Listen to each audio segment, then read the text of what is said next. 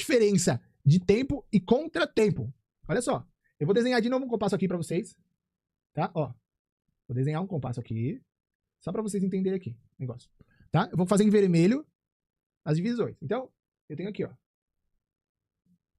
Ou seja, eu tenho o tempo 1 e eu tenho o tempo 2. Vamos fazer só 2 tempos pra ficar mais fácil, tá? O tempo 1, ele começa aqui e ele termina aqui. O tempo 2 começa aqui e termina aqui. Correto? As duas partes têm o mesmo tamanho. Eu dividi no meio, exatamente no meio. Se não parece aí pro desenho, o monitor de vocês, o celular de vocês tá mudando, porque eu desenhei igualzinho. Brincadeira. Eu desenhei meio torto, mas entendam que tem o mesmo tamanho, as duas partes, tá? A unidade de tempo, ela tem este tamanho aqui. Tá bom? A unidade de tempo, ela tem esse tamanho. Tá bom? Então, o compasso, ele tem duas partes desse tamanho.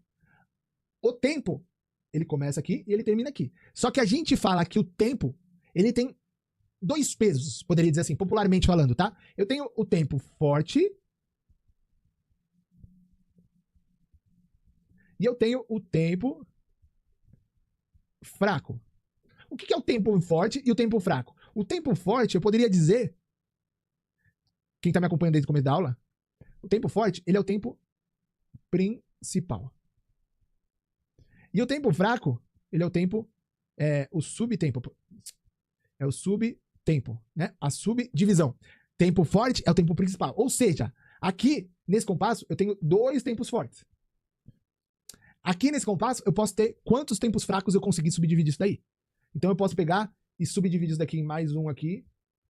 Em cada um desses eu posso dividir, entendeu? Então assim, eu tenho tempo forte, tempo fraco.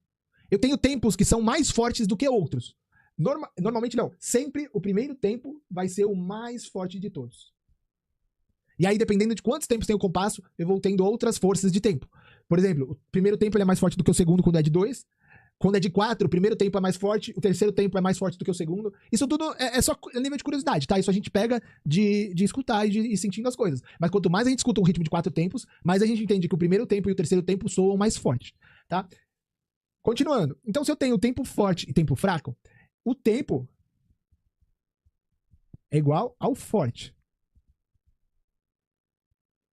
O contratempo é igual ao fraco. Então, presta atenção. Aqui eu vou ter dois tempos fortes, eu vou ter dois tempos. Nesse desenho que eu fiz, eu vou ter dois contratempos, certo? Mas eu posso ter vários contratempos que eu quiser, porque um contratempo, ele é uma subdivisão. O contratempo, ele é uma subdivisão. Então, deixa eu escrever aqui. Subdivisão. E agora eu tenho o contratempo, que ele vai soar bem no meio daquele tempo. Então, eu tenho entre o 1 e o 2, se eu dividir bem no meio, eu tenho esse contratempo, que a gente chama de contratempo regular, né? Que é quando ele cai exatamente no meio. Também não é tão... Não se preocupem tanto com nomenclaturas, tá? E quando eu caio mais pra frente ou mais pra trás, né? Mais próximo do próximo tempo ou mais próximo do tempo inicial mesmo, a gente chama de contratempo irregular. Mas entendam que um contratempo nada mais é do que um tempo fraco, que é uma subdivisão do tempo principal, do tempo forte. Qual a importância de você dominar isso daqui, tudo isso que eu falei até agora, pra dança? Qual a importância de você dominar tudo isso que eu falei até agora pro ritmo árabe? Vamos trazer pra dança árabe e pro ritmo árabe. Vocês concordam comigo que a dança árabe, que o ritmo árabe, ele é muito... A musicalidade dele é muito sensível. Vocês concordam? A gente pode interpretar um ritmo a ferro e fogo. Só que se a gente não entender que aquele movimento, ele é bem próximo do próximo tempo, se a gente não entender que aquela nota, ela tá acontecendo bem próxima do próximo tempo, a gente vai interpretar isso de uma outra forma. Então, muitas vezes eu vejo danças quadradas, né? Que eu vejo que a bailarina, ela marcou o movimento correto na hora errada. Ah, mas ela decorou a ordem dos passos, ela entendeu que aquele movimento sai do quadril e vai direto pro ombro, sei lá. Falei qualquer coisa aqui. Só que o que ela fez? Ela fez isso daqui, ó. Então ela fez quadril, ombro. Mas na verdade não era isso que ela tinha que fazer.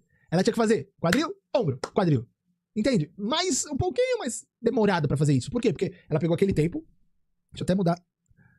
Aqui. Ela pegou aquele tempo e ela, ao invés de dividir, por exemplo, em 4 partes e fazer um movimento na última parte, ela dividiu em 2 e fez um movimento exatamente no meio. E aí ela perde um pouco do sensorial daquilo. Sabe? Por quê? Porque a música vai acontecer na quarta parte, na quarta subdivisão, no quarto contratempo, no quarto tempo fraco. Né? Enfim.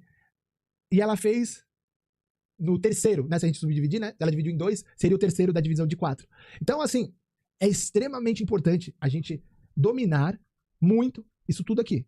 Repito, não é do dia pra noite que a gente vai dominar isso daqui, tá? É matemática pura isso daqui. Então a gente tem que ouvir, tem que decifrar, tem que imaginar. Quanto mais a gente desenha, mais a gente consegue imaginar as coisas. E aos poucos a gente vai sentindo essa matemática, né? Aos poucos a gente vai criando essa matemática. Porque nada impede de uma melodia a gente ouvir coisas subdivididas de alguma forma que faça sentido na nossa cabeça, né? E marcar aquilo na dança de alguma forma. Quantas bailarinas não dançam coisas que às vezes não existem sonoramente, mas elas dançam com tanta perfeição que fazem a gente ouvir coisas que nem tem na música, né? Ou fazem a gente guiar a gente para uma outra visão daquela música, né? Então, tudo isso é feito se a bailarina domina muito bem as subdivisões de tempos, contratempos, compassos e etc.